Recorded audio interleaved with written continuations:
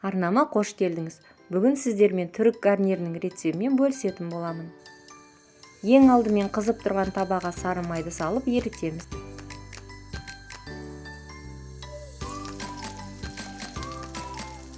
Қызып тұрған майға вермишельді салып орташа отта қызарғанша қуырамыз.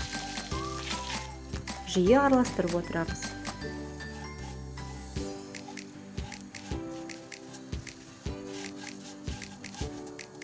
Вермишель қуырылып болған соң күрішті салып шамамен 2 минут қуырамыз.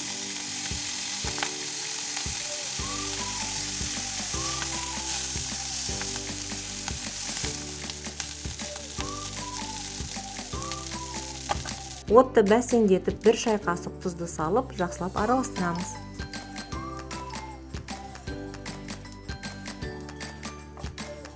Үстіне қайнап тұрған ыстық су құямыз. Бұл жолы менде ұзын дәмді күріш, бұл күрішке су көбірек қажет. Сол үшін тағы да су құйдым. Енді баяу отта 15-20 минут пісіреміз. Отын сөндіріп, бетіне қағаз сүлгі жауып 10 минутқа қалдырамыз.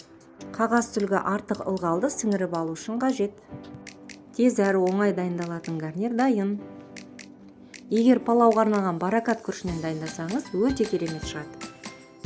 Видео рецепт ұнаған болса, арнама жазылып пікір қалдыруды ұмытпаңыз. Астарыңыз дәмді болсын.